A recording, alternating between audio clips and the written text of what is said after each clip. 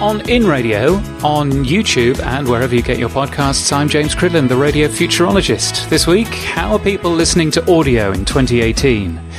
Last week we saw two sets of brilliant research made available to radio people. The first was from the UK. The audience measurement company Radar released their quarterly Midas research for winter 2017.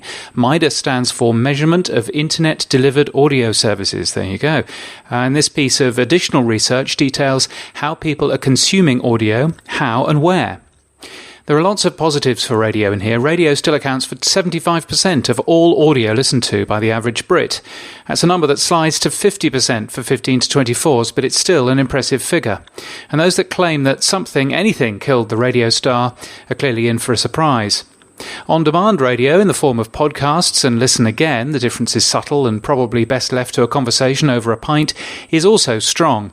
Podcasts, strongest in the 25 to 34 age group, are now reaching 6.1 million UK adults, which is 11% of the population. There are two interesting peaks for podcast use. The early evening at about 6 p.m. is one, but the more surprising peak is about 8:30 in the morning. That's about the peak time for radio use. The graph is a bit ugly, but it does look as though about a fifth of radio's audience have chosen to listen to podcasts in the morning, and they could be doing both, to be clear.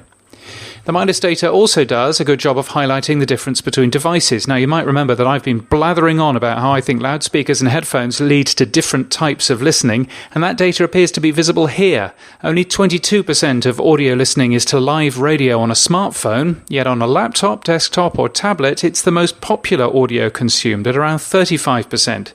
So once more, it appears to be relatively obvious that live radio works best on loudspeakers in a room, not on headphones on a personal device. There's also some data on what audio people are listening to on their smart speakers, and we'll come back to that in just a second. Smart speakers were also the highlight of research from NPR and Edison Research, which was announced at CES, alongside a slew of new voice-controlled speakers from all kinds of manufacturers. This data highlights the high level of usage of these devices within US homes. There's lots of it. 7% of US homes got one at the end of last year. 71% say they're listening to more audio as a result. And the data also shows that people are listening to less AM/FM. And let's be clear, though, they're still listening to radio on these things, just not via AM and FM. Which brings me back to the podcast stats. Radar's Midas research simply doesn't give a figure for podcast use on smart speakers. The number is just too small to appear in their charts. The NPR and Edison research data doesn't even mention the word podcast once. Now, some content will be consumed within the daily briefing feature, but otherwise podcasting seems almost entirely absent in this world. Now, is that because smart speakers are normally in shared spaces and podcasts are typically enjoyed one-on-one? Or is it that it's really difficult to navigate podcasts on a voice-controlled speaker, particularly podcasts when you want to listen to specific episodes in order?